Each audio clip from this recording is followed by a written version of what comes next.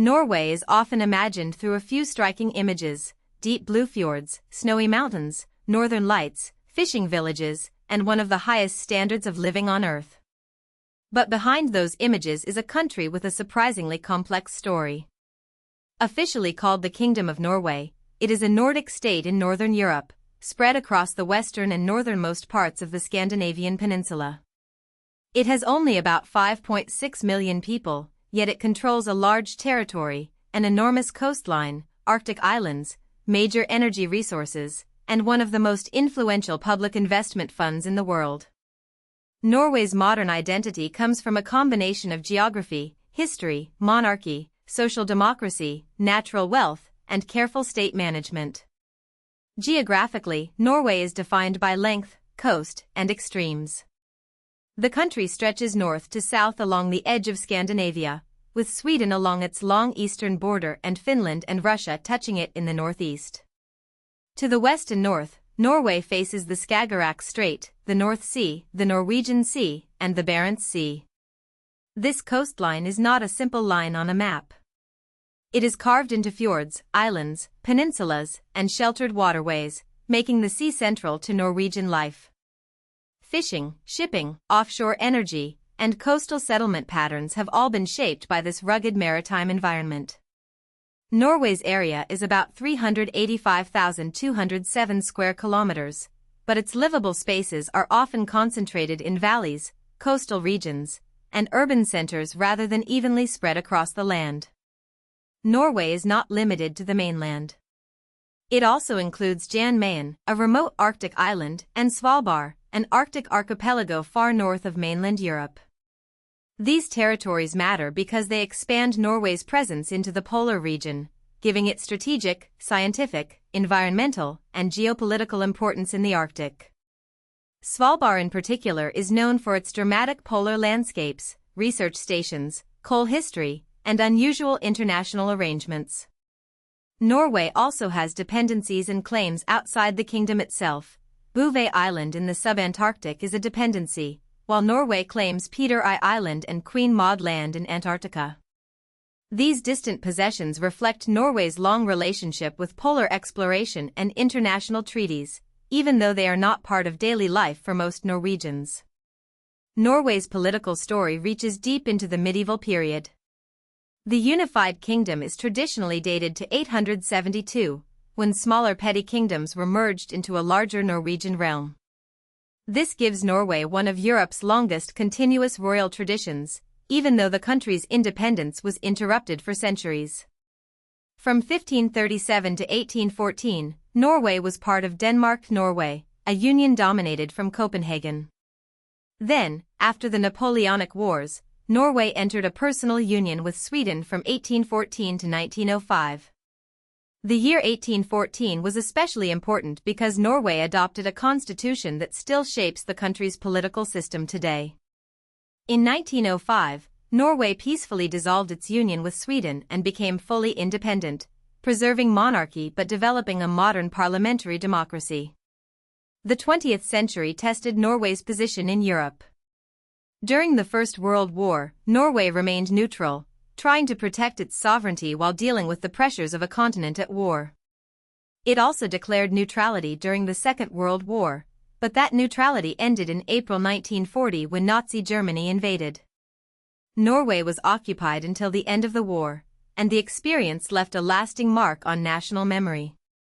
The occupation highlighted the country's strategic value. Its coast, ports, and access to the North Atlantic were important to wartime control of Northern Europe.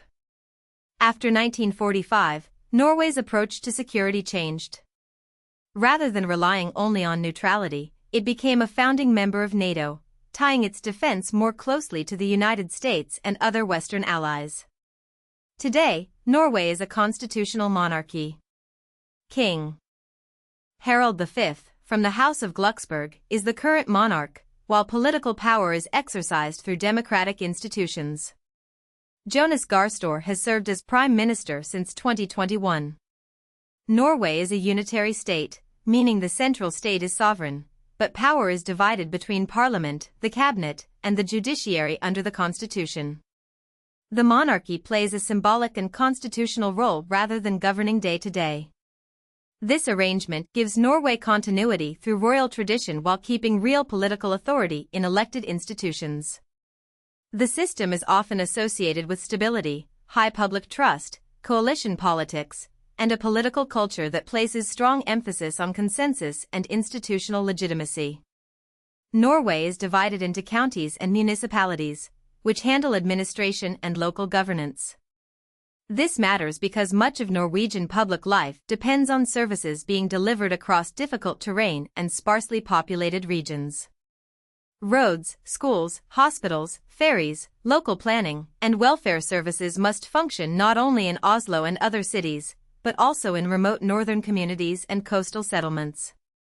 Norway also recognizes the Sámi people, an indigenous people whose traditional territories span northern Norway and parts of Sweden, Finland, and Russia. Through the Sámi parliament and laws such as the Finnmark Act, Sámi communities have a degree of self-determination and influence over traditional lands. This does not remove all disputes over land use, mining, wind power, or reindeer herding, but it gives indigenous representation a formal place within the Norwegian state.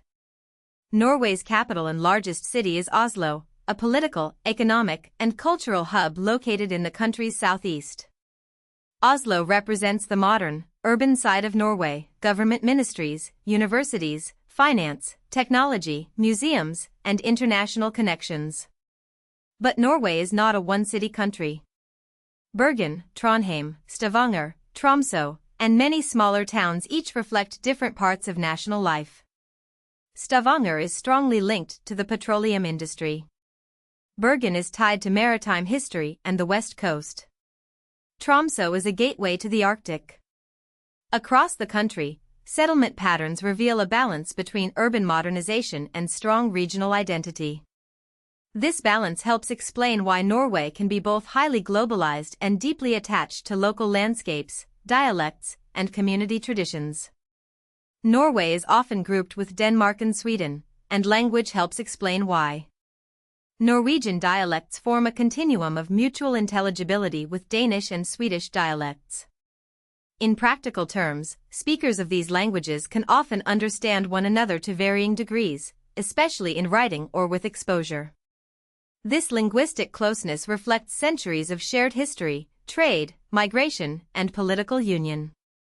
Yet Norway also has a strong internal dialect culture, where local speech patterns remain important markers of identity.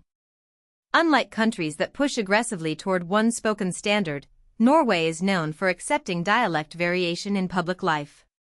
That makes language part of its democratic culture. Regional voices are not simply treated as rural leftovers, but as legitimate expressions of national belonging.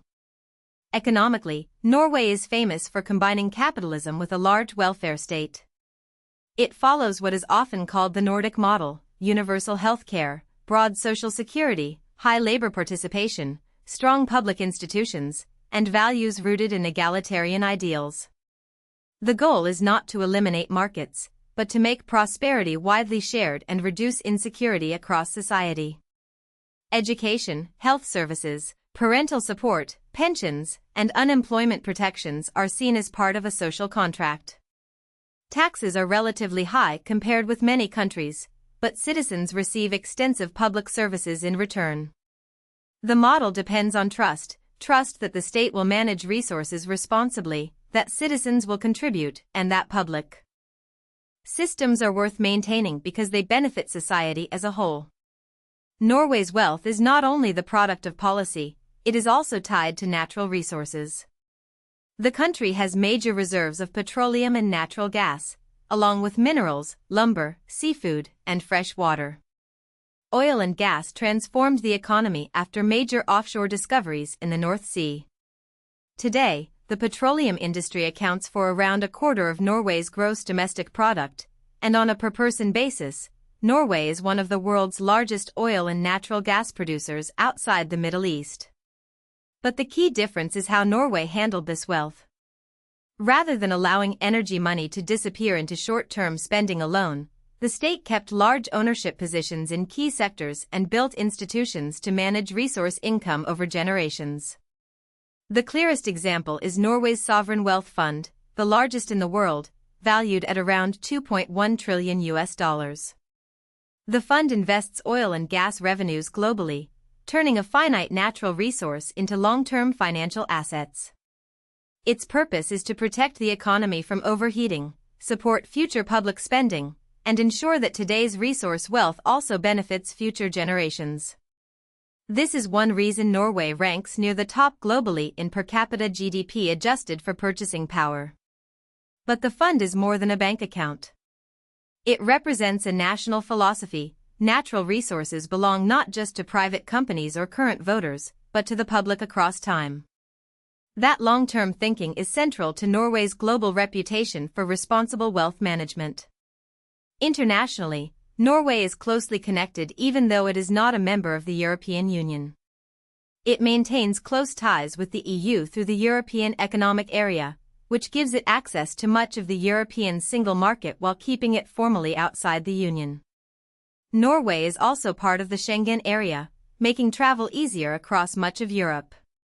Its memberships include the United Nations, NATO, the European Free Trade Association, the Council of Europe, the WTO, the OECD, the Antarctic Treaty, and the Nordic Council. This network reflects Norway's role as a small but wealthy and highly active state. It relies on international rules, alliances, trade, diplomacy, and cooperation to amplify its influence beyond what its population size alone would suggest. Norway's story is a study in contrasts. It is a small country by population, but a major energy producer. It is an ancient kingdom, but also a modern democracy. It is outside the European Union, yet deeply integrated with Europe. It has remote Arctic settlements and one of the world's richest urban economies.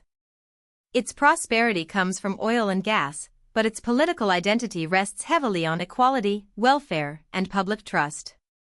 Norway is not a perfect model that can simply be copied everywhere. Its geography, resources, institutions, and history are unique.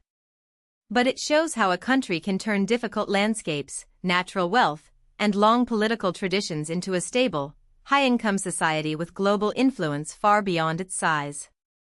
If you found this helpful, please like this video and subscribe for more explainers.